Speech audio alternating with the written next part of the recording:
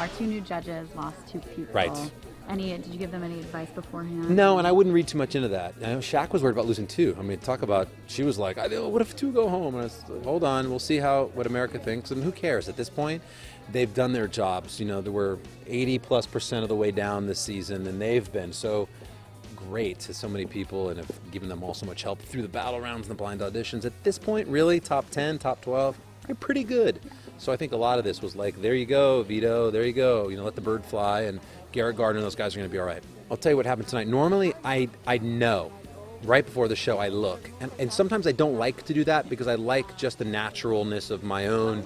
And today I screwed up at the very end. I was like, congratulations, Garrett Gardner. And I was like, oh, hold on, no, you're leaving. It gave me that moment that, like, as a host, you dread on a live show.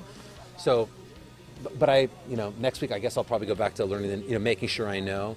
But there wasn't, I don't think there's anything surprising about it. I think there's a part of television now when people watch anything broadcast, the transparency just has to be there. I mean, you just can't BS people anymore. People aren't stupid. And I think we all watch TV shows, and you can tell when people are just disingenuous. And so I think what we sat around, whether it was the voting issue we had the other day or the heat last night or, my snafu tonight, like, here we are, we're live, we're on, we're going to do the best we can, but we're not perfect. And at least whatever issue we have, we're going to just try and be honest about it.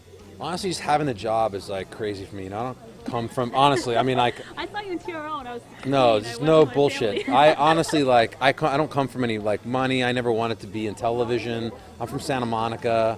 I want to play professional golf, but I love music. I'm a radio DJ. I wake up every morning at 4:30 and I go to Culver City and I play radio. I'm a radio DJ. That's what I do. So to be on a show like this for 4 cycles and to have a late night show where I get to interview cool people, that's all just gravy. So I'm just grateful that I have it. Christina's Christina. I miss her voice. I mean, she has such a big voice, such one of a kind. So to get her back in the fold, just singing loud, it will be great. The other thing I missed was her constructive criticism as a coach. She took a lot of shit for it too, a little bit.